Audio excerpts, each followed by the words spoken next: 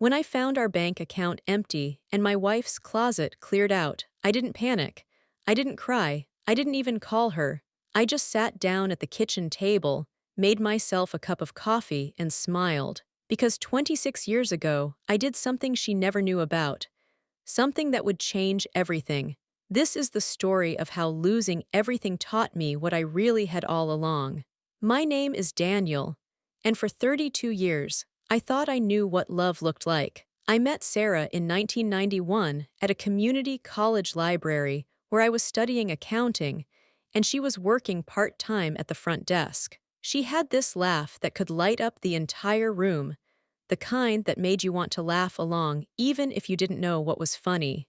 I was 23, she was 21, and I was completely, hopelessly in love from the moment she smiled at me over a stack of overdue book notices. We married 2 years later in a small ceremony at her parents' backyard.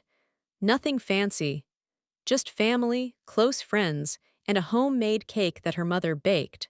I remember thinking that day that I was the luckiest man alive. Sarah wore a simple white dress she'd found at a thrift store and altered herself. She looked more beautiful than any bride I'd ever seen.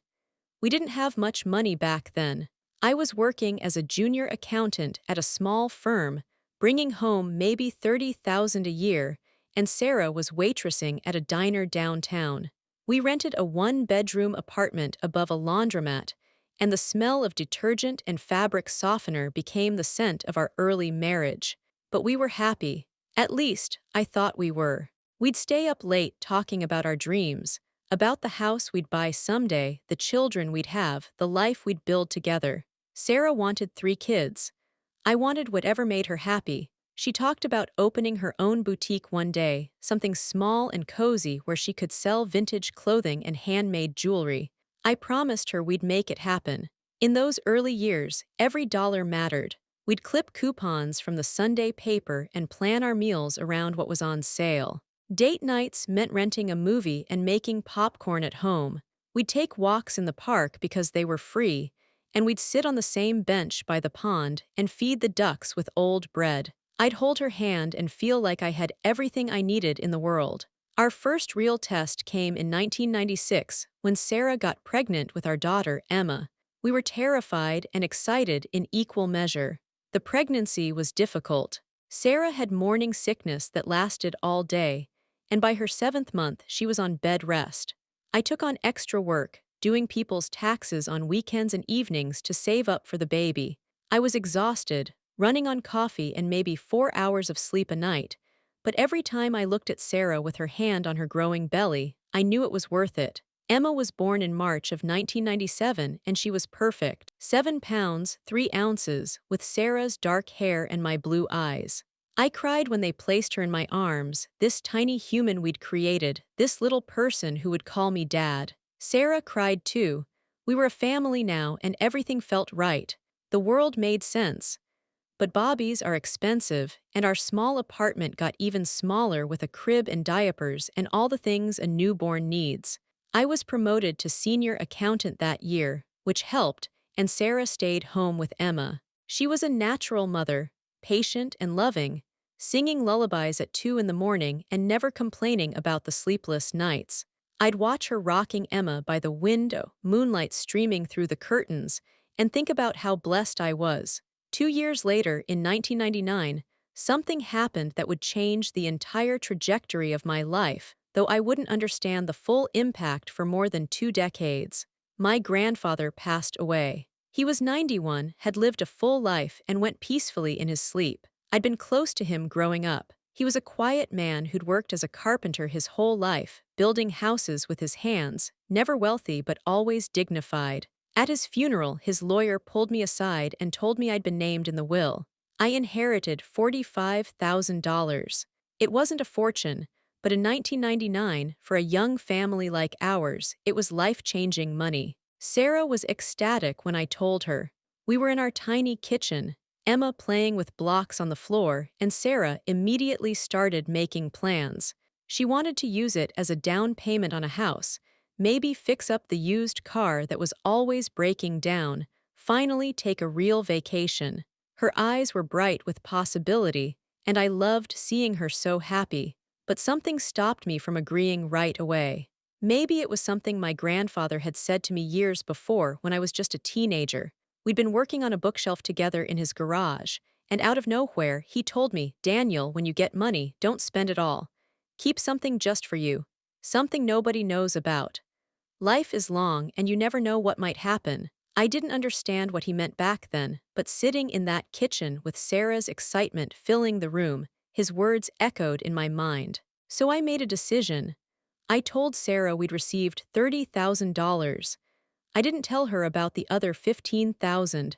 I know how that sounds. I know what you're thinking.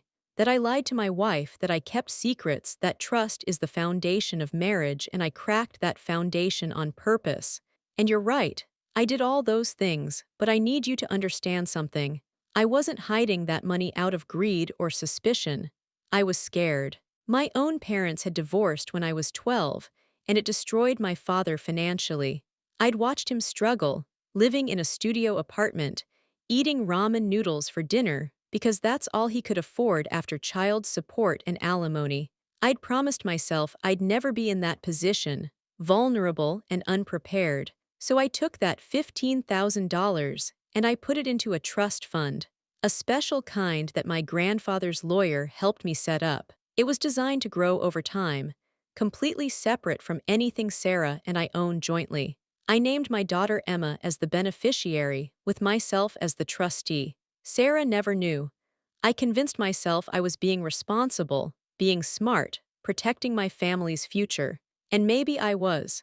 Or maybe I was just protecting myself from a fear I didn't want to admit I had. We used the $30,000 as a down payment on a small 3-bedroom house in a decent neighborhood with good schools.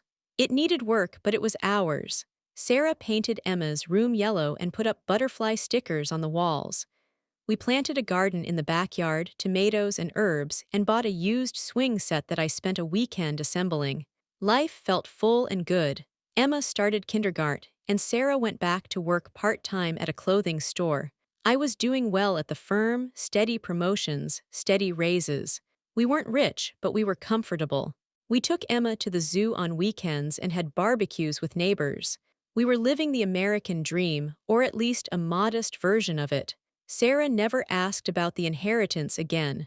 The money was spent, the house was ours, and life moved forward. And the secret trust fund, it sat there, growing quietly in the background, something I'd almost forget about for months at a time. Almost, but not quite. The years passed the way years do when you're raising a family and building a career.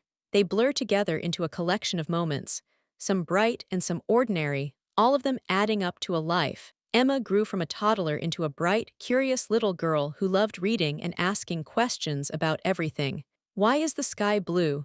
Where do butterflies sleep? What happens when we dream? Sarah and I would take turns answering her, sometimes making up silly explanations just to hear her laugh. By the time Emma was 10, I'd become a partner at my accounting firm. It came with a significant raise and more responsibility, longer hours and more stress, but also the satisfaction of knowing I'd worked hard and earned it. Sarah was proud of me. She'd tell her friends, "My husband's a partner now," and I could hear the pride in her voice. It made me feel like I was doing what I was supposed to do, providing, succeeding, being the man my family needed. We upgraded to a bigger house in 2007, a 4-bedroom with a 2-car garage and a backyard big enough for Emma to run around in. Sarah finally had the space she'd always wanted, and she threw herself into decorating, picking out curtains and paint colors, arranging furniture until everything felt just right. She started taking community college classes in fashion design, talking again about that boutique she dreamed of since we first met. I encouraged her, told her to go for it, that we could afford for her to chase her dream now. She'd smile and say, "Soon, baby, soon." But that soon never quite came. There was always something else, some other priority or expense or reason to wait. And slowly, without either of us really noticing, we started drifting. It wasn't dramatic. There was no big fight or betrayal, not then. It was more like two boats tied together that gradually, almost imperceptibly, begin floating in slightly different directions. I was working 60-hour weeks, coming home exhausted, eating dinner in front of the TV. Sarah was busy with Emma's school activities, with her classes, with maintaining the house and the life we'd built. We'd pass each other in the hallway like roommates, exchanging information about schedules and bills, but not much else. The conversations about dreams and future plans became less frequent. The long talks that used to last until midnight became 10-minute updates before we fell asleep. The hand-holding walks in the park became distant memories.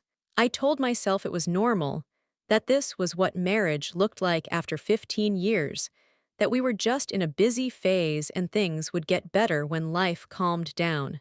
But life never calms down. It just changes shape. The secret trust fund, meanwhile, was doing exactly what it was designed to do. I'd check on it once a year, usually around tax season when I was already deep in financial documents. The initial 15,000 had grown to 30,000 by 2009.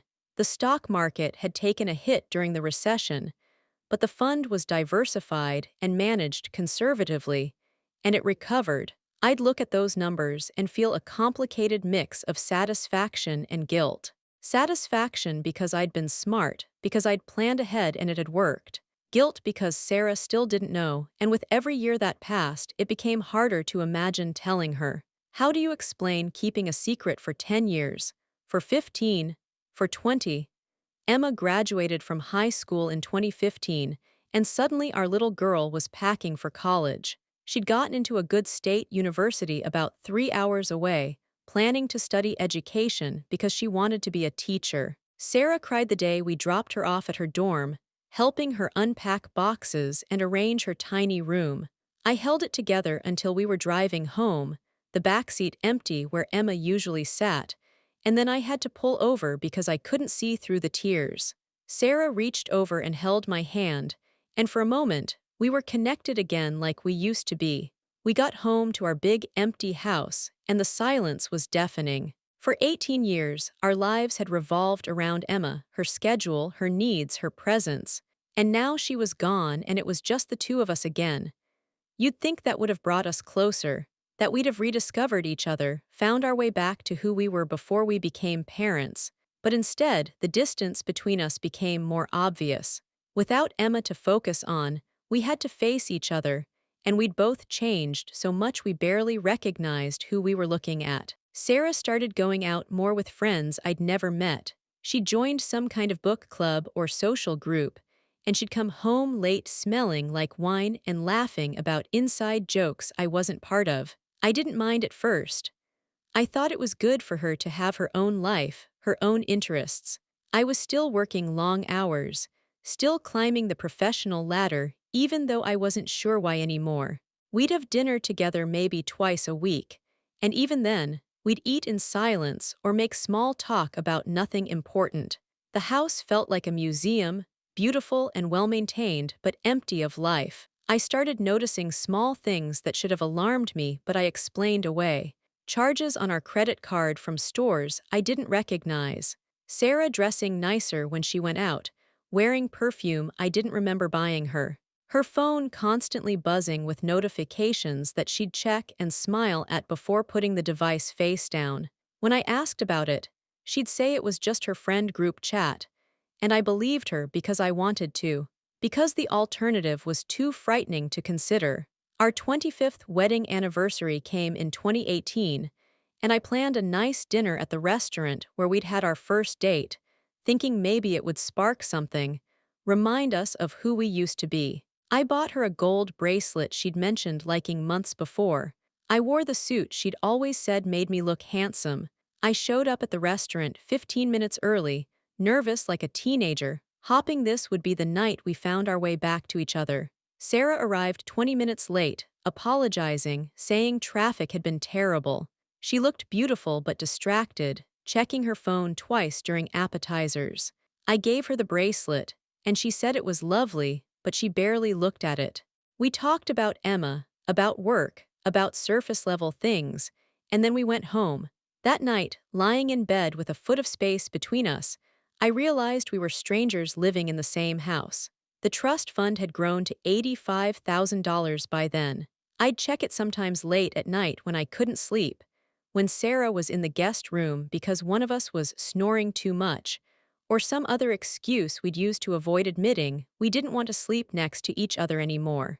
I'd log into the account and look at the numbers and think about what it represented: security, planning, foresight, or maybe just fear and secrecy eating away at the foundation of my marriage.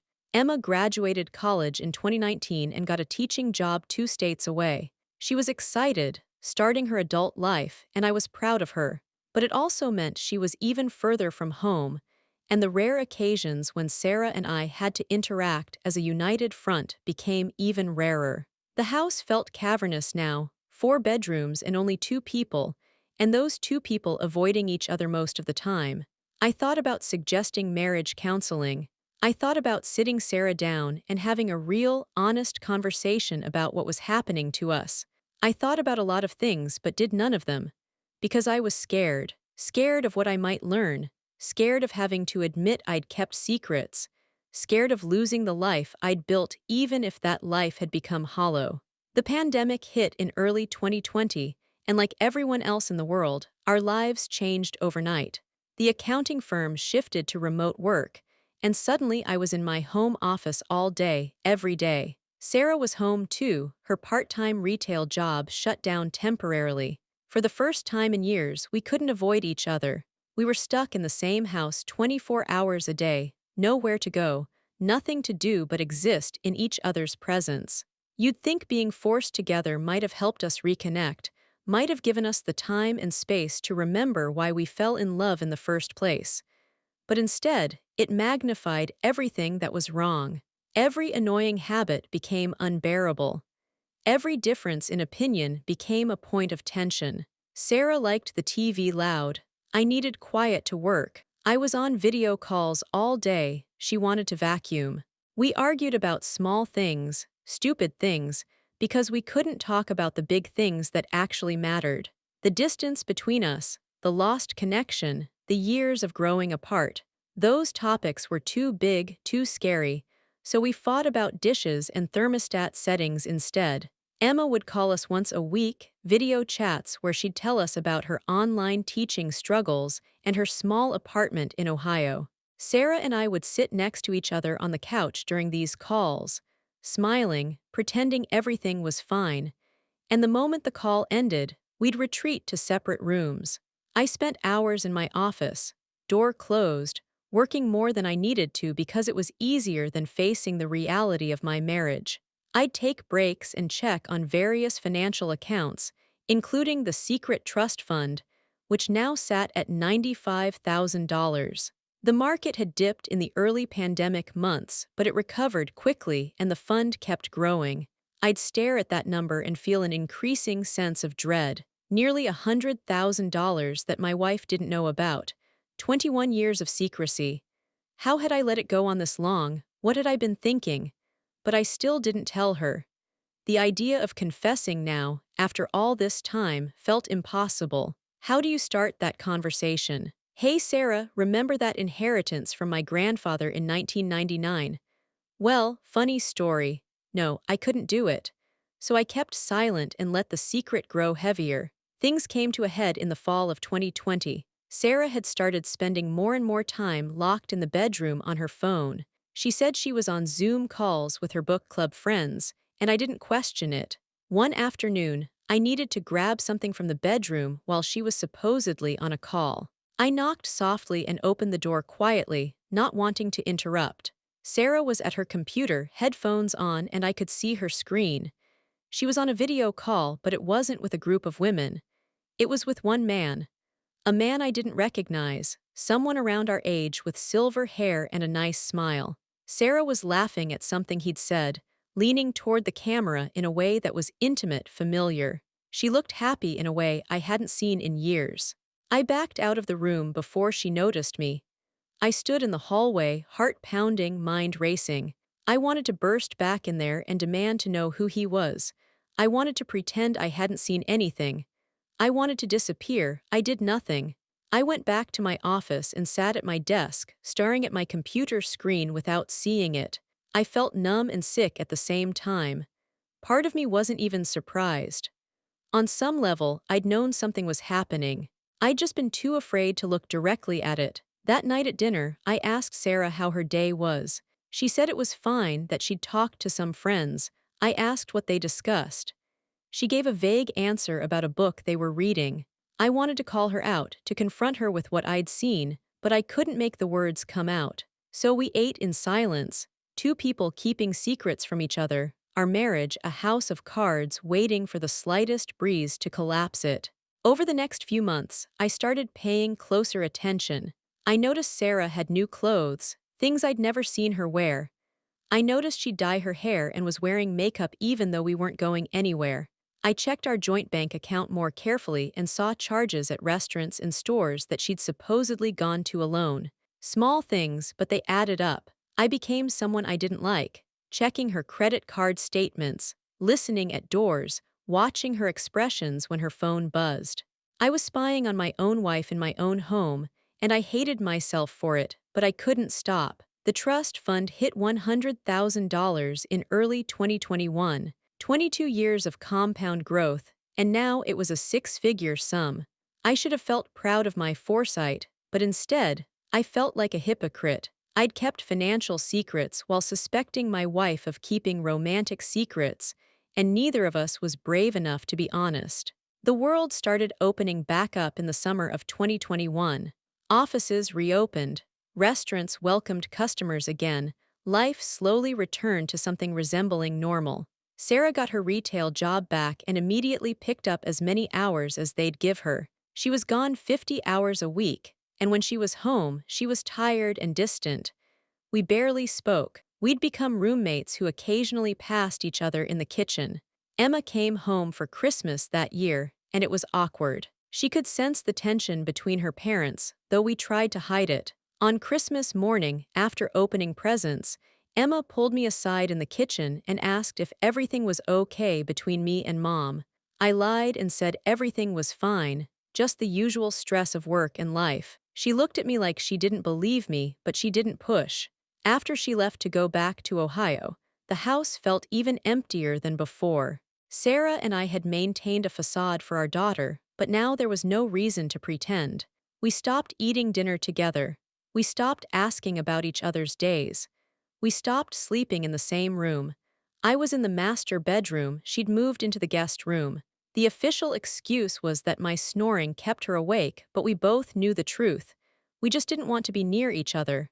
I thought about divorce. Late at night, I'd lie awake and imagine what it would look like. Splitting the house, dividing assets, starting over at 53 years old. The idea was exhausting and terrifying. And there was still a part of me that hoped somehow we'd fix this. That we'd wake up one day and remember how to love each other. That part of me was shrinking, but it was still there. The trust fund became a strange source of comfort during this time. I'd check it weekly now, watching it grow, knowing that no matter what happened with Sarah, I had this security, a safety net, proof that I'd been smart to plan ahead, that my grandfather's advice had been right. It had grown to $110,000 by the summer of 2022, 23 years of patient growth, of secrecy, of preparation for a disaster I'd hoped would never come but was increasingly inevitable. I kept telling myself I'd tell Sarah about it eventually, when the time was right, when we had the conversation about divorce that was obviously coming. But days became weeks, became months. And I never found the right time, because there was no right time to confess you've been lying for more than 2 decades. Everything changed in October of 2022. I came home from the office one Thursday evening, tired from a long day of budget meetings and client calls. The house was dark. Sarah's car wasn't in the driveway, but that wasn't unusual anymore. She was always out these days, working or with friends or doing errands that seemed to take hours longer than they should. I made myself a sandwich and sat at the kitchen table, scrolling through news on my phone, not really reading any of it. Just killing time until I could go to bed and end another day in the strange life I was living. Sarah came home around 9. I heard her car pull into the garage, heard the door open and close. She came into the kitchen and I could tell immediately that something was different. She looked nervous. Her hands were shaking slightly, and she wouldn't meet my eyes. I asked if everything was okay. She stood there for a long moment, just looking at me, and then she said, "Daniel, we need to talk." Those 4 words, the ones everyone dreads, the ones that never lead anywhere good. My heart started pounding, but I kept my face neutral. I said okay and gestured to the chair across from me. She sat down, still not meeting my eyes, twisting her wedding ring around her finger. A nervous habit I'd seen 1,000 times over the years. She took a deep breath and then she said, "I'm not happy. I haven't been happy for a long time." I didn't say anything, I just waited. She continued, "We've been going through the motions for years now, Daniel. You know we have. We're not really married anymore. We're just 2 people living in the same house." She wasn't wrong. I couldn't argue with anything she'd said so far, so I asked, "What do you want to do about it?" She looked at me then, really looked at me, and I saw something in her eyes. Resolution. She'd already made a decision. This wasn't a conversation about fixing our marriage. This was the end. She said, "I think we should separate. I think we've been done for a while and we've just been too scared to admit it." My mind was racing, but I kept my voice steady. I asked, "Is there someone else?" She hesitated, and that hesitation told me everything I needed to know. Then she said, "I've been talking to someone, an old friend from high school. We reconnected online during the pandemic. Nothing physical has happened, Daniel, I swear. But I have feelings for him, and that's not fair to you." An old high school friend, the man on the video call. I should have felt angry or betrayed, but instead I just felt tired. So incredibly tired. I asked, "What's his name?" She said, Mark Peterson. He was in my English class senior year. He's divorced, lives in Arizona now. We've just been talking, video calls and messages. But it made me realize how lonely I've been, how empty our marriage has become.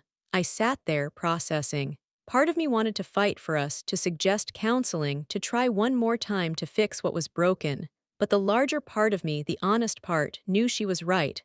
We were done. We'd been done for years. This was just making it official. I asked, "So what happens now?" Sarah laid out her plan. She wanted to file for divorce, amicable and uncontested. We split everything 50-50, sell the house, divide the savings and retirement accounts. She wanted to move to Arizona to be closer to Mark, start fresh somewhere warm. She had it all figured out. I listened to her talk and I realized she'd been planning this for a while. This wasn't a spontaneous decision. She'd been preparing, working through the details, maybe even consulting with a lawyer. And I'd been completely oblivious, lost in my own world of work and avoidance. When she finished, I said okay, just like that. Okay. She looked surprised, like she'd expected me to argue or get upset. But I didn't have the energy for drama. If she wanted out, then we were both free. We agreed to tell Emma together on a video call that weekend. We agreed to be civil and fair about the divorce. We agreed we'd both be better off apart. And then Sarah went to bed in the guest room, and I stayed at the kitchen table, sitting in the dark, trying to figure out how I felt about my marriage of 30 years ending. I thought I'd be devastated. I thought I'd cry or rage or feel something intense. But instead, I just felt relief, like I'd been holding my breath for years and could finally exhale. The conversation with Emma was hard. She cried, asked if there was any way we could work it out, said she'd always thought her parents had the perfect marriage. Sarah and I both apologized, told her we loved her, explained that sometimes people grow apart and that it wasn't her fault. All the things divorced parents say to their adult children. Emma was upset but understanding. She said she'd noticed the distance between us. She said she just wanted us both to be happy. After the call, I sat in my office and thought about the trust fund. $115,000 now, built up over 23 years specifically for a situation like this. Sarah didn't know about it, wouldn't know about it in the divorce proceedings unless I volunteered the information. As the beneficiary trustee for Emma, I had complete control over it, and it was set up in a way that kept it separate from marital assets. I could keep it secret through the divorce, and Sarah would never know. The thought made me feel sick. Yes, our marriage was ending. Yes, Sarah had developed feelings for another man. But did that justify me hiding over $100,000 from the divorce settlement? My grandfather's words echoed in my mind again. Keep something just for you. Something nobody knows about. Life is long and you never know what might happen. He'd been right. Life was long and I definitely hadn't known this would happen. But was I really going to do this? Was I going to go through with a divorce, split our visible assets 50-50, and pretend this substantial trust fund didn't exist? I wrestled with it for weeks. Sarah had hired a lawyer and I hired one too. We started the paperwork, the tedious process of untangling 30 years of shared life. We got the house appraised, started dividing possessions, decided who would take what furniture and which photo albums. It was civil but heartbreaking, going through the artifacts of our marriage and deciding what they were worth in dollars and cents. Through all of it, I didn't mention the trust fund. Neither of our lawyers asked about inheritances from the 1990s, and it didn't show up on any of our recent financial statements. It was invisible, a ghost asset that only I knew about. I told myself I was protecting Emma's future, that the money was technically in a trust for her anyway. I told myself I'd earned it, that it was my inheritance, and I'd been smart to keep it separate. I told myself a lot of things to justify the secrecy. The divorce proceedings moved forward through the winter and into the spring of 2023. Sarah and I were still living in the same house, an awkward arrangement that we both hated but accepted as temporary. We avoided each other as much as possible, passing like ghosts in our own home.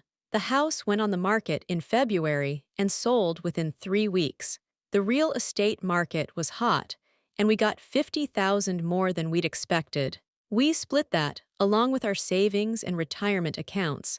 When everything was divided, Sarah would walk away with approximately $240,000. I'd get the same. Enough to start over, buy a condo or small house, continue living comfortably. Sarah was excited about her fresh start. She'd been video chatting with Mark almost every day, and I could hear her laughing from behind her closed door. Sometimes it hurt, hearing her happy with someone else when she'd been so distant with me for so long. But mostly, I just felt numb.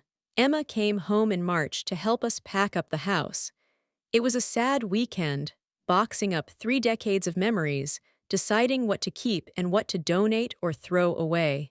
Emma found her old baby clothes in the attic, and we all cried a little. She found photo albums from vacations we'd taken when she was young, trips to the beach and the mountains, and Disney World, all of us smiling and sunburned and happy. We looked at those pictures like they were of different people, a different family, a different lifetime. Sarah and I barely spoke to each other that weekend. We communicated through Emma, asking her to pass messages back and forth even though we were all in the same room. Our daughter handled it with grace, but I could see the strain in her eyes. Divorce is hard on everyone, even adult children who have their own lives. The final divorce hearing was set for April 15, 2023, tax day, appropriately enough for an accountant. Everything had been settled out of court, all the assets divided, all the paperwork signed. This was just the formality, the judge's stamp making it official. Sarah and I sat in the courtroom, our lawyers beside us, not looking at each other. The judge reviewed our settlement agreement, asked a few perfunctory questions, and then declared us legally divorced. 30 years of marriage ended in 15 minutes. We walked out of the courthouse into a sunny spring day. Sarah went to her car without saying goodbye. I stood there in the parking lot, officially single for the first time since 1993, and didn't know what to feel. The trust fund sat at $122,000, hidden through the entire divorce. A secret I'd kept for 24 years and would apparently keep forever. I signed a lease on a 2-bedroom condo across town and moved in May. It was nice enough, modern and clean, but empty. I didn't have much furniture after the division of assets, so my new place echoed when I walked through it. I bought a couch and a bed and a TV, the basics of a bachelor life at 55 years old. Emma helped me set up the kitchen, organizing pots and pans and dishes that were mine but didn't feel like mine. She hugged me before she left and said, "Dad, I hope you find someone who makes you happy." I told her I'd be fine, that I was looking forward to this new chapter, but the truth was I felt lost. Sarah moved to Arizona in June. She posted pictures on Facebook of her and Mark at restaurants, hiking in Red Rock canyons, smiling in front of desert sunsets. Mark looked like a nice enough guy, fit and tan, silver hair and a confident smile. They looked happy together, genuinely happy. I made myself stop checking her social media after a couple weeks. It wasn't healthy. What did it matter if she was happy with someone else? Our marriage was over. I tried to build a new life. I focused on work, took on more clients, stayed at the office until 8 or 9 most nights. I joined a gym and started working out, trying to get in shape for the first time in decades. I lost 20 pounds and started feeling a little better physically, even if emotionally I was still hollow. I went on a few dates that fall, meeting women through apps and friends of friends. They were all nice, accomplished, age-appropriate women who had their lives together, but I couldn't connect with any of them. I'd sit across from someone at a restaurant, trying to make conversation, and just feel nothing. No spark, no interest, no desire to see them again. I realized I wasn't ready. Maybe I'd never be ready. The trust fund hit $130,000 by the end of 2023, 24 years of growth, and now it was mine alone to manage. I checked it regularly, tweaking the investments, moving money between stocks and bonds based on market conditions. It was something to focus on, a project that had clear goals and measurable outcomes. Unlike the rest of my life, which felt aimless and undefined, Emma got engaged in December to a man she'd been dating for a year, a fellow teacher named Marcus who seemed kind and steady. She called me with the news, excited and happy, and I was thrilled for her. She deserved every happiness. She asked if I'd be okay with Sarah coming to the wedding, and I said of course. I wouldn't let our failed marriage ruin her special day. The wedding was planned for August of 2024, a summer ceremony in Ohio where Emma and Marcus lived. I spent the first half of 2024 trying to prepare myself emotionally for seeing Sarah again. It had been over a year since the divorce, and I thought I'd moved on. But the idea of seeing her with Mark, of watching her be happy in her new relationship, still hurt in ways I didn't want to examine too closely. I threw myself into work, into fitness, into anything that kept me busy and distracted. I took a solo trip to Europe in May, something I'd always wanted to do.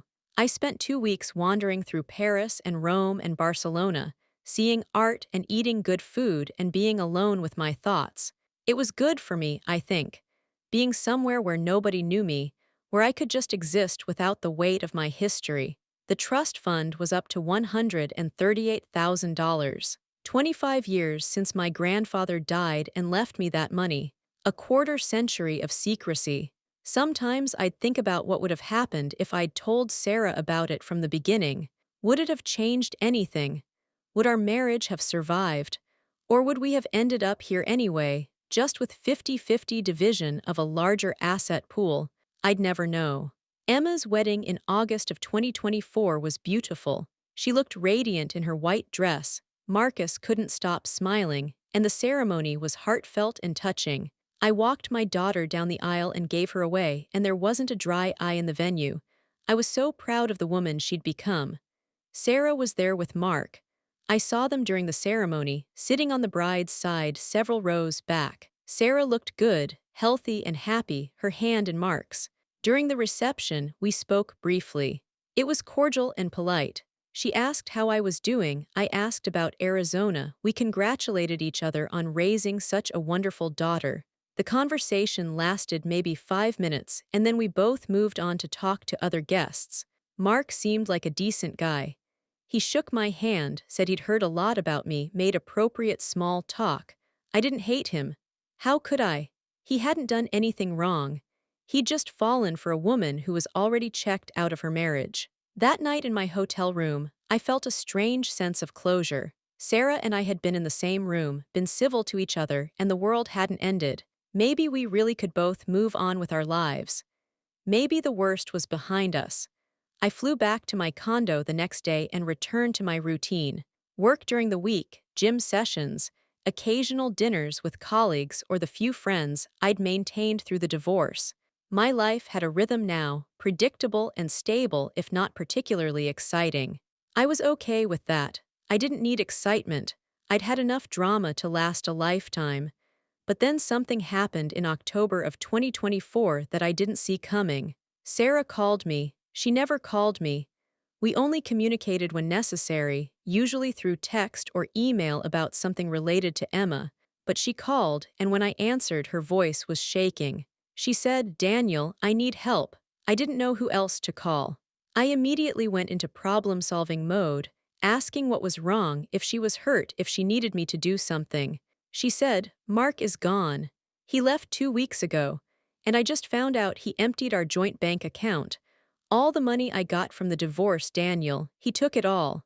I sat down, processing this information. Sarah was sobbing on the other end of the line, talking fast, telling me the whole story. She and Mark had moved in together last spring, gotten a joint account for household expenses and shared bills. She deposited most of her divorce settlement into it, keeping only $20,000 in a separate account for emergencies. She trusted him completely.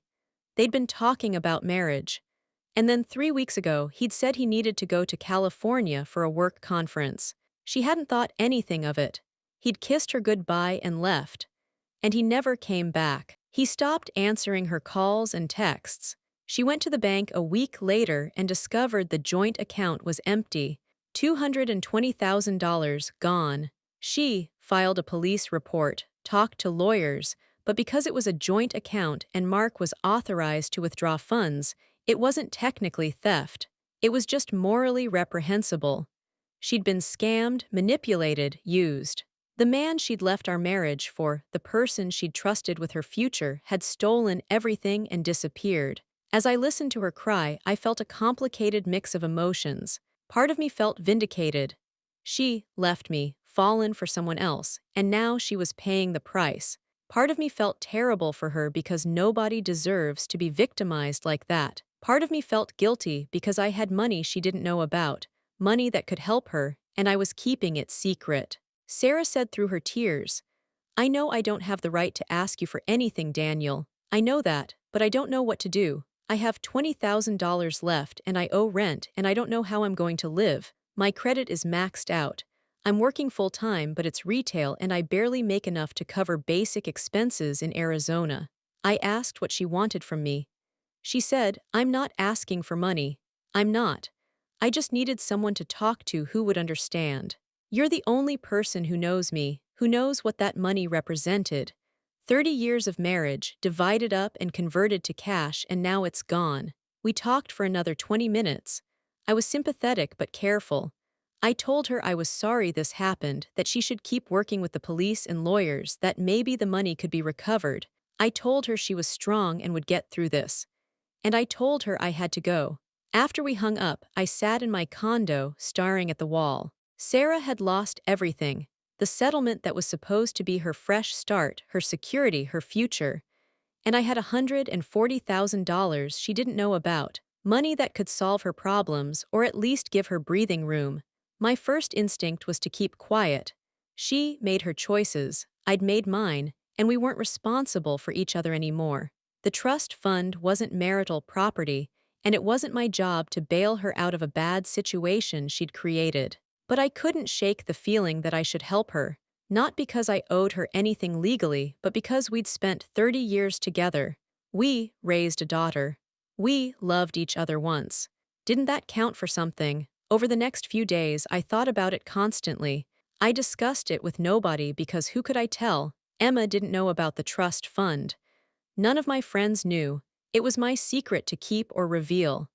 On one hand, Sarah had left me.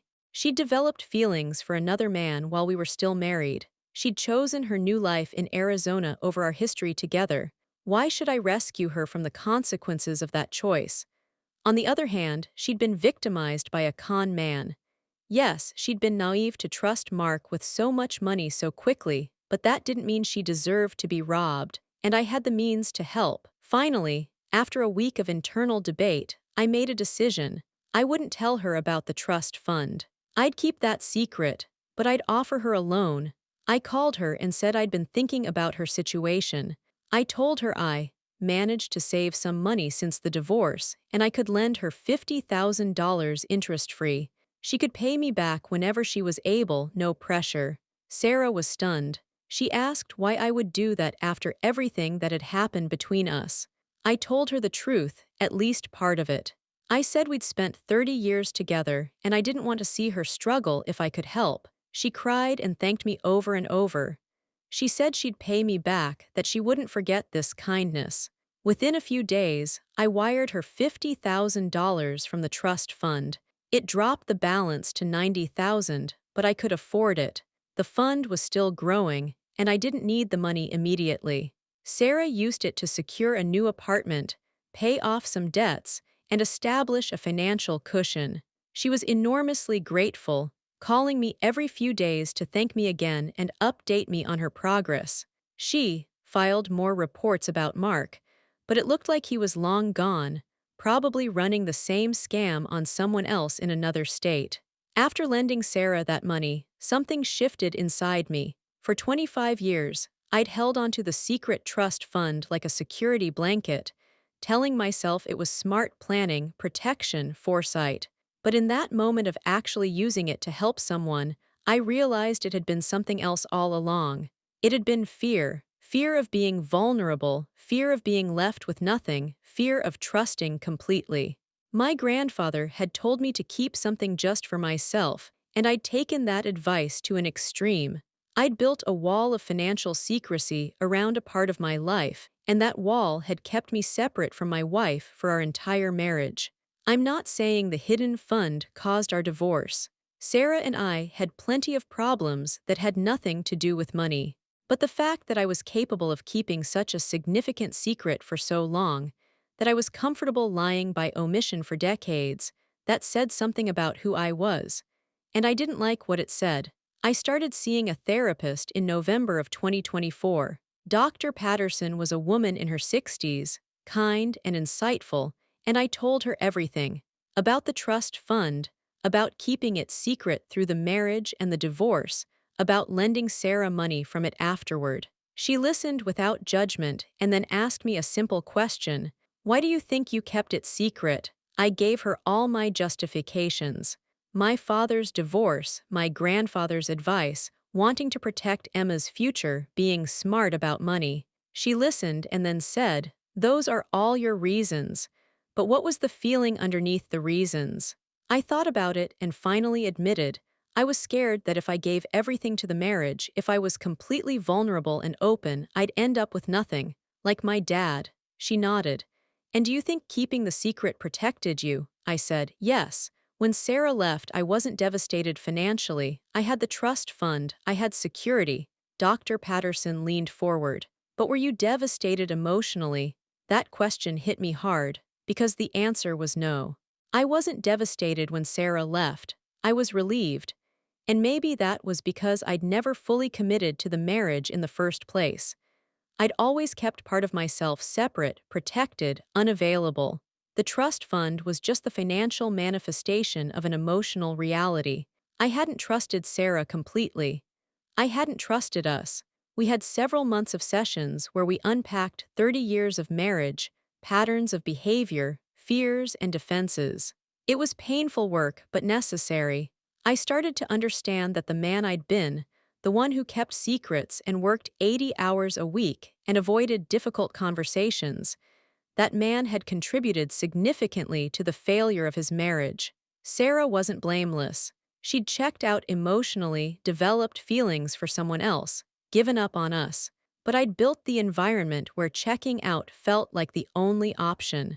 I'd been distant and unavailable, hidden behind work and secrets, never fully present. Meanwhile, Sarah was rebuilding her life in Arizona. She got a better job managing a boutique, finally using some of the skills she dreamed about decades ago. She found a small house to rent, nothing fancy but her own space. She was slowly recovering from the Mark disaster, both financially and emotionally. She called me monthly to update me on the loan repayment plan she'd developed, though I kept telling her there was no rush. Emma was thriving in her marriage and called to tell us in January of 2025 that she was pregnant. Sarah and I were going to be grandparents. The news filled me with a joy I hadn't felt in years. A grandchild, a new generation, a chance to be present and involved in a way I'd failed to be with Emma toward the end. Emma's pregnancy progressed smoothly, and she shared ultrasound pictures and updates in a group chat with Sarah and me. It was strange, the three of us communicating regularly again, connected by excitement about this new baby. Sarah and I were cordial in the chat, supportive of Emma, carefully friendly with each other. One night in March, Sarah called me. Not about the loan, not about Emma. She just wanted to talk. She said she'd been thinking a lot about our marriage, about what went wrong, about her part in it. She said she'd been seeing a therapist too and was working through a lot of things. She apologized for how she'd handled the end of our relationship, for emotionally leaving before she physically left, for not fighting harder to fix what was broken. I listened and then offered my own apology, for being absent, for hiding behind work, for not being the partner she needed. We talked for 2 hours that night, the longest conversation we'd had in probably 5 years. It wasn't about getting back together. That ship had sailed. But it was about healing, about acknowledging what had been real in our marriage even if it hadn't been enough. Sarah said something that stuck with me. She said, "I think we loved each other, Daniel, we just forgot how." During that conversation, I almost told her about the trust fund. The words were right there, ready to come out. But I stopped myself. What would be the point now? We were divorced. The settlement was final. Telling her would only hurt her and make me look worse. So I kept the secret. Still, always. The trust fund had grown back up to $105,000 by then, recovering from the $50,000 I'd lent Sarah. I checked it less frequently now, the obsessive monitoring replaced by quarterly reviews. It didn't hold the same emotional weight it once had. It was just money, security, planning, but not the definition of who I was. Emma gave birth to a baby girl in July of 2025, 7 pounds, 6 ounces. They named her Charlotte, and she was absolutely perfect. I flew to Ohio the day after she was born and held my granddaughter for the first time, and I cried. This tiny human, my daughter's daughter, a continuation of our family. All the pain and mistakes and secrets of the past seemed smaller in the face of this new life. Sarah flew in 2 days later, and we were both at the hospital, both meeting Charlotte, both overwhelmed with grandparent joy. Marcus took a picture of the three of us, me and Sarah and Emma and baby Charlotte, 4 generations of our family, and despite everything that had happened, we were all smiling. For the next few months, I traveled to Ohio once a month to visit Charlotte. I'd stay in a hotel and spend my days at Emma's house, holding the baby, helping with whatever they needed, soaking up every moment. Being a grandparent was different than being a parent. There was less pressure, more pure enjoyment. I could be present in a way I hadn't managed when Emma was young. Sarah visited monthly too, though we coordinated our trips so we weren't there at the same time. It was easier that way, less complicated. But Emma sent me pictures that Sarah had taken, and Sarah's pictures that I'd taken, and slowly we became part of each other's lives again in this new way.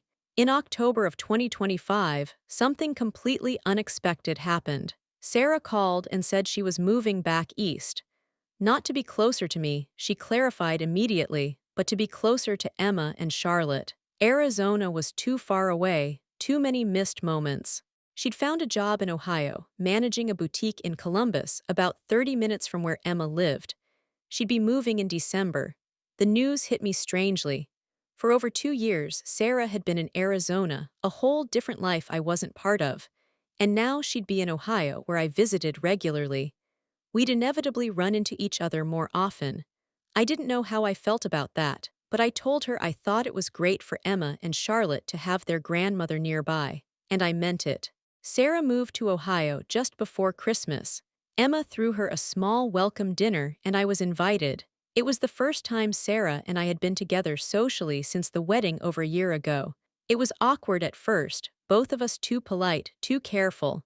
But Charlotte was there, doing baby things, and it was impossible to stay tense around a 6-month-old. By the end of the evening, Sarah and I were talking almost naturally, sharing stories about Emma as a baby, laughing at old memories. When I left that night, I realized something. I didn't hate Sarah. I wasn't angry at her anymore. We'd both made mistakes, we'd both hurt each other, and we'd both moved on. What we had now wasn't a marriage, but it wasn't nothing either. We were co-grandparents, forever connected through Emma and Charlotte. We had to find a way to be okay with each other. Over the next several months, Sarah and I saw each other regularly at Emma's house. We celebrated Charlotte's first birthday together in July of 2026. We were both there for Emma's 30th birthday in March. We did holidays together because Emma wanted her daughter to have both grandparents present. It became normal. Sarah and I would make small talk, share baby-holding duties, be civil and occasionally even friendly. One afternoon in August of 2026, Sarah and I were both at Emma's house. Emma and Marcus had gone out for a rare date night and we'd volunteered to babysit. Charlotte was napping, and Sarah and I were sitting in the living room, not talking, just existing in the same space. And then Sarah said, "I'm almost done paying you back." I looked at her, confused for a moment, then realized she meant the $50,000 loan from 2 years ago. She'd been making regular payments and I'd honestly stopped keeping track. I said, "Sarah, you don't have to worry about that. Pay me back whenever or don't, it doesn't matter." She shook her head. "It matters to me. You helped me when I was at my lowest when you had no reason to. I want to pay you back." I said, "You've already paid back over $40,000. The rest is a gift. Call it 30 years of marriage, call it goodwill, call it whatever you want, but you don't owe me anything." She got emotional then, tears in her eyes. "Why are you so kind to me, Daniel? After everything I did, everything that happened between us." "Why?" I thought about my answer carefully. "Because we're not those people anymore. The ones who hurt each other and couldn't communicate and let our marriage die. We've both changed, and because of her." I gestured toward the nursery where Charlotte was sleeping. "She doesn't need grandparents who hate each other, she needs us to be better."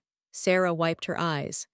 "I don't deserve you," I smiled. "You don't have me, but you have my friendship, I think. We can be friends, can't we? After everything." She nodded. "I'd like that," and we were. Over the next year, Sarah and I became genuinely friendly. We'd text each other pictures of Charlotte. We'd meet for coffee occasionally to discuss Emma's surprise birthday party or Charlotte's Christmas presents.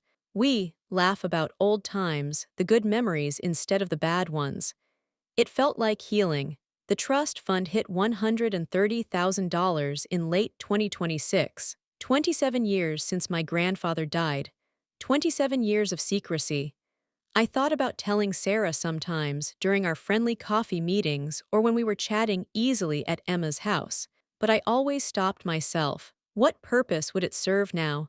It would only hurt her, make her feel betrayed all over again, ruin the fragile friendship we'd built, so I stayed silent. The secret had become such a part of me that keeping it felt more natural than revealing it. Life continued in this new, unexpected rhythm through 2027 and into 2028. I was approaching my 60th birthday, still working but thinking more seriously about retirement. The accounting firm where I'd spent my entire career had offered me a retirement package, a generous one that would let me step back at the end of 2028. I was considering it. Charlotte grew into a toddler, walking and talking and filling our lives with joy. I'd video chat with her weekly, watch her show me her toys, and tell me incomprehensible stories with absolute seriousness. Being a grandfather was the best role I'd ever had. Emma and Marcus were wonderful parents, patient and loving, raising their daughter in a stable, happy home. Everything I'd tried to provide for Emma but had fallen short on, they were giving Charlotte effortlessly. It made me proud and a little sad at the same time. Sarah and I continued our friendly co-grandparent relationship. We progressed to the point where we could spend entire afternoons together without awkwardness. We'd take Charlotte to the park while Emma and Marcus had date time, pushing her on swings and helping her down slides, and pretending to be interested in the rocks and leaves she'd collect. One Saturday in May of 2028, Sarah and I were at a coffee shop after one such park outing. Charlotte was with Emma, and we'd stopped for coffee before driving back to our respective homes. We were talking about retirement plans. I told her about the firm's offer, about thinking of stepping back at 60. She said she'd been considering cutting back to part-time at the boutique, maybe finally taking some art classes she'd always been interested in. We talked about what we'd do with all that free time. Travel, hobbies, volunteering, spending more time with Charlotte. Our conversation was easy and comfortable, the kind you have with an old friend. And then Sarah said something that changed everything. She said, "I've been thinking about buying a small house. I'm tired of renting, but I'm still not quite there financially. That thing with Mark set me back so far, and I'm finally stable but not quite ready for a down payment." She wasn't asking me for anything. She was just sharing, the way you do in conversation. But my mind immediately went to the trust fund. $145,000 now. More than enough to help her with a down payment. But telling her about it meant revealing I'd kept it secret for 29 years through our entire marriage and divorce. It meant confessing I'd lied by omission for decades. It meant potentially destroying the friendship we'd rebuilt. I opened my mouth to say something neutral to change the subject. And instead I said, "Sarah, there's something I need to tell you." She looked at me curious. "Okay." And then, after 29 years of secrecy, I told her everything. About my grandfather's inheritance in 1999. About the 15,000 I'd kept separate. About setting up the trust fund. About watching it grow for decades and never telling her. About keeping it hidden through the divorce. About lending her 50,000 from it when Mark stole her money. All of it. The truth, finally, laid out in that coffee shop on a sunny Saturday morning. Sarah's expression went through several stages as I talked. Confusion, then understanding, then hurt, then anger, then something I couldn't identify. When I finished, she sat there in silence for a long moment. Then she said, "29 years." I nodded. "29 years." She said, "You lied to me for our entire marriage." I said, "I lied by omission. I never claimed the money didn't exist, I just never mentioned it." She laughed, but it wasn't a happy sound. "That's the same thing, Daniel. You know that's the same thing." I did know. I said, "I'm sorry, I've been sorry for a long time, but I didn't know how to tell you." Sarah stared at her coffee. "When we got divorced, you kept it hidden. You let me think we were splitting everything 50-50 and you had over $100,000 I didn't know about." I said, "Technically, it was in a trust for Emma. It wasn't marital property." She looked at me and I saw anger flash in her eyes. "Technically. You're going to hide behind technicalities. You're an accountant, Daniel. You know how to make things look legal while being completely dishonest." She was right. I couldn't argue. I said, "You're right, I'm sorry, I should have told you. I should have told you in 1999 or in 2010 or in 2023 during the divorce. I should have told you so many times and I didn't. I was scared and selfish and I'm sorry." Sarah stood up. "I need to go. I can't talk about this right now." She left the coffee shop and I sat there alone, the secret finally out but the relief I'd expected not coming. I'd just blown up the friendship we'd carefully built. For what? To ease my conscience. To be honest, decades too late, I drove home and waited for her to call or text. She didn't. Days passed, a week, 2 weeks. I texted her to apologize again to ask if we could talk. She responded briefly, "I need time." I gave her time. I visited Emma and Charlotte as scheduled, but Sarah wasn't there. Emma asked if something had happened between us, if we'd had a fight. I told her we'd had a disagreement, but I hoped we'd work it out. Emma looked worried but didn't push. A month after my confession, Sarah finally called. She said, "I've thought about it a lot. I've talked to my therapist about it, and I don't know if I can forgive you." I said, "I understand." She continued, "It's not even about the money, Daniel. It's about the trust. For 30 years you kept a secret from me, a big secret, and I thought I knew you. I thought we were partners, sharing everything. But apparently we were." I said, "We weren't, you're right. I held back part of myself and that was wrong." Sarah was quiet for a moment. "The worst part is I understand why you did it. Your father, your grandfather's advice, wanting security. I get it. But understanding it doesn't mean I can just be okay with it." I asked, "What do you want from me?" She said, "I want you to stop apologizing. I want you to understand that this changes how I see our entire marriage. Everything I thought I knew, I have to reconsider now. And I need you to give me space while I do that." I said, Okay, whatever you need. Sarah took her space. We didn't talk for 3 months. It was the longest we'd gone without communication since she'd moved to Ohio. I still visited Emma and Charlotte, but I made sure to schedule my visits when Sarah wouldn't be there. Emma noticed and asked what was really going on. I told her a partial truth that Sarah and I had a disagreement about something from our marriage and we were working through it. Emma was frustrated.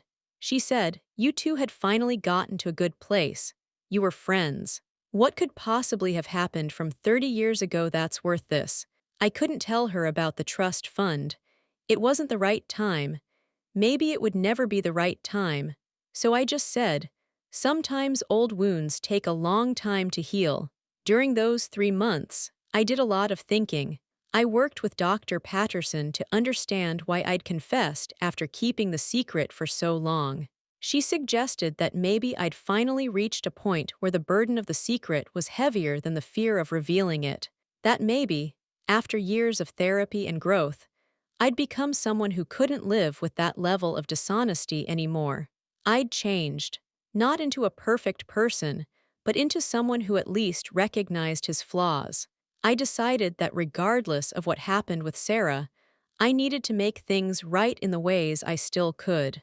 I contacted my lawyer and had him draw up papers officially transferring the trust fund to Emma. It had grown to $148,000. I changed the trust so that Emma had full control of it, no longer just a beneficiary but the owner. Then I told her about it. I called her one evening and explained everything. The inheritance, the secret fund, the growth over 3 decades. I told her about keeping it hidden from her mother through the marriage and divorce. I told her about lending Sarah money from it.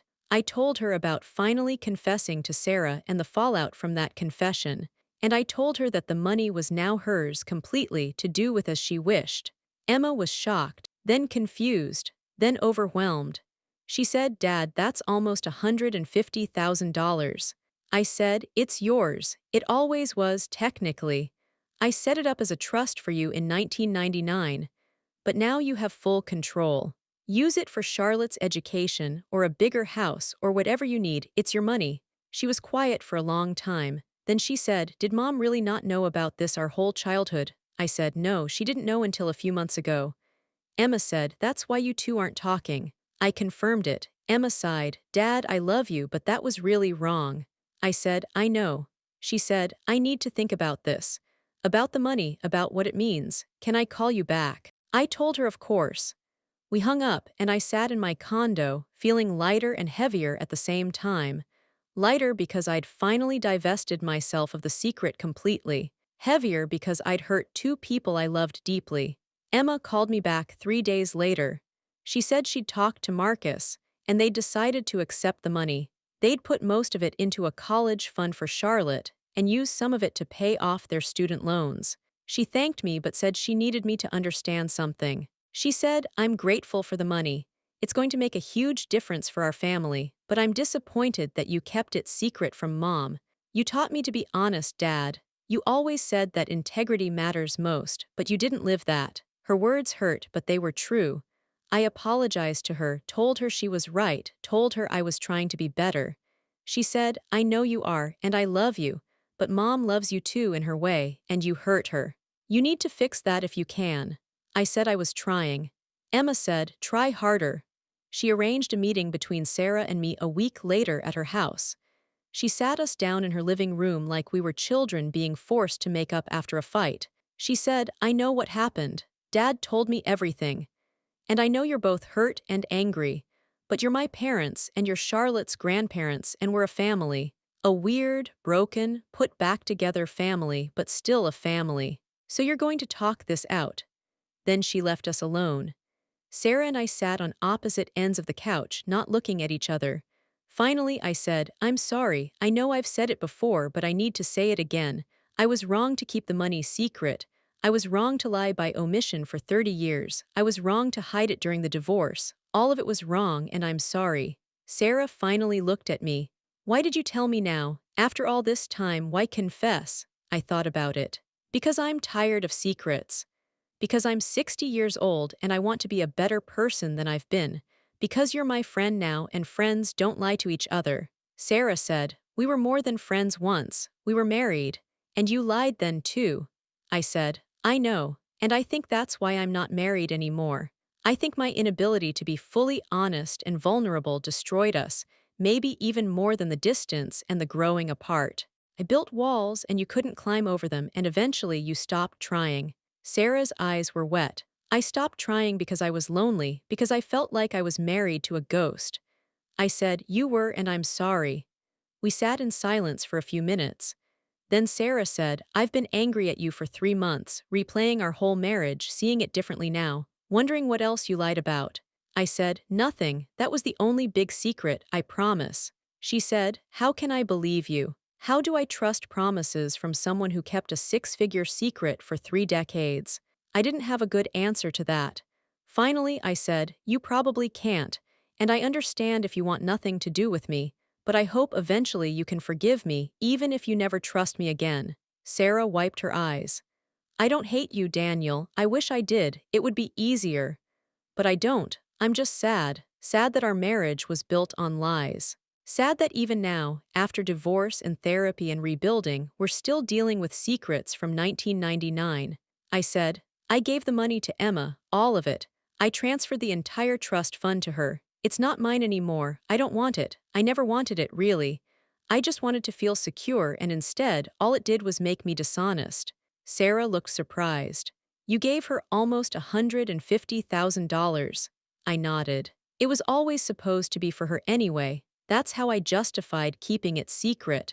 So now it really is hers. I signed it all over last week." Sarah said, "That doesn't undo 30 years of lies." I said, "I know, nothing can undo it. I can only try to be different going forward." We talked for another hour. Sarah cried, I cried, we hashed through old pain and new hurt. We didn't fix everything. You can't fix 3 decades of broken trust in one conversation. But we made a start. By the end, Sarah said, "I think I can forgive you eventually. I'm not there yet, but I think I can get there." I said, "That's more than I deserve." She said, "Yes, it is." We left Emma's house that day not as enemies, but not quite as friends either. Somewhere in between, working on it. Over the next several months, Sarah and I slowly rebuilt our connection again. It was harder this time, more careful. We'd text occasionally, see each other at family events, be cordial. By the time my 60th birthday rolled around in late 2028, we were on speaking terms. Emma threw me a party and Sarah came. She gave me a card that said, "To new beginnings and old truths, happy birthday." I knew we were going to be okay. Not the same as before, but okay in a new way. In February of 2029, Sarah called me with surprising news. She met someone. A nice man named Robert who worked at the same shopping center where her boutique was located. He owned a bookstore, was divorced, had 2 adult sons. They'd been dating for a few months and it was going well. She wanted to know if I'd be weird about it. I laughed and told her I was happy for her. She deserved someone good, someone trustworthy, someone better than Mark, someone better than I'd been. She said, "You weren't all bad, Daniel. We had good years." I said, "We did. But you deserve better than good years. You deserve great years." She said, "So do you." I told her I was okay alone. I'd learned to be content with my own company, with my work, with being a grandfather. Romance wasn't something I needed anymore. Sarah said, "You're 60, that's not old, you have time for another chapter." Maybe she was right. But I wasn't in a hurry. I took early retirement in June of 2029. The firm threw me a party, gave me a plaque and a generous pension. After 38 years in accounting, I was done. Free. It was terrifying and exhilarating. I spent the summer figuring out what retirement looked like. I traveled, spent a month driving across the country, seeing national parks and small towns. I visited Emma and Charlotte twice a month instead of once. I took up woodworking, building little toys for Charlotte in a small workshop I set up in my garage. I read books. I learned to cook properly. I dated occasionally, meeting women through friends or volunteer work. Nothing serious, just companionship and conversation. One woman, Linda, I saw regularly for a few months. She was kind and funny, and we enjoyed each other's company. But when she started talking about getting serious, about merging our lives, I pulled back. I wasn't ready for that. Maybe I never would be. Sarah and Robert got engaged in December of 2029. She called to tell me, excited and nervous. I congratulated her genuinely. She invited me to the wedding, said it would be small, just family and close friends. I said I'd be honored to come. The wedding was in March of 2030, a simple ceremony at a small venue in Columbus. Sarah looked beautiful and happy. Robert seemed like a genuinely good man, attentive and kind to her. I attended with Emma and Marcus and Charlotte, sitting in the family section because that's what I was, family. At the reception, Sarah found me and gave me a hug. She said, "Thank you for being here." I said, "Of course, I'm happy for you." She said, "I forgave you, by the way, I thought you should know. I forgive you for the secrets and the lies. We were both imperfect and we did the best we could." I felt tears in my eyes. "Thank you, that means more than you know," she smiled. "We're okay, Daniel, finally we're okay." And we were. Not married, not in love, but okay. Connected through our daughter and granddaughter, friendly and healed. It had taken 3 years since my confession, but we'd found peace. I'm 62 now as I tell you this story. Charlotte is 5 years old, bright and funny, and everything I hoped a grandchild could be. Emma and Marcus are happy, secure financially with the trust fund helping them. Sarah and Robert are enjoying their marriage.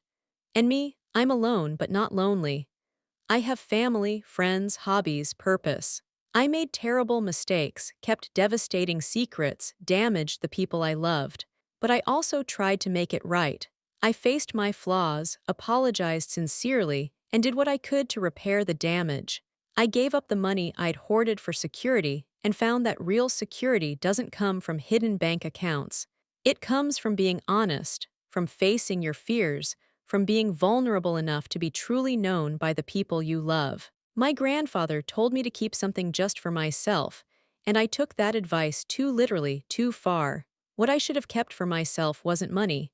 It should have been integrity, the ability to look in the mirror and know I'd been honest and true. That's the real security. That's what lasts. I wish I could go back and tell my 29-year-old self not to hide that money, to be brave enough to share everything with Sarah, to build a marriage on complete trust instead of selective honesty. But I can't go back. I can only go forward, trying to be better, trying to live with integrity now even if I failed at it for decades. The trust fund is gone. The money went to Emma and Charlotte's future, and that feels right.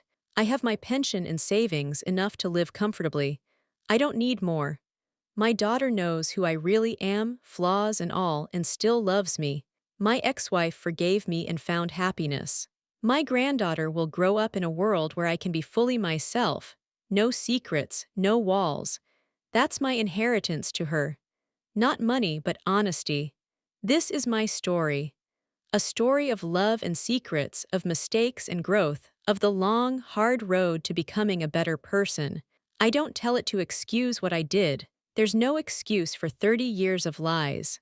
I tell it so maybe someone else who's keeping secrets, who's building walls, who's too scared to be fully honest with the people they love, maybe they'll hear it and make a different choice. Tell the truth, be vulnerable, trust completely. Because the security you think you're building with secrets and hidden accounts is actually a prison. And the only way out is through honesty, no matter how much it costs. I'm free now. Finally, after 62 years, I'm free.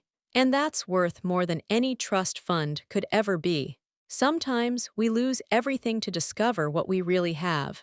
In my case, I had to lose a marriage and face 3 decades of secrets before learning that the most valuable thing we can possess isn't money in a hidden account. It's the courage to be truly known by the people we love, and the grace to forgive ourselves and others for being imperfect humans trying our best in this complicated life.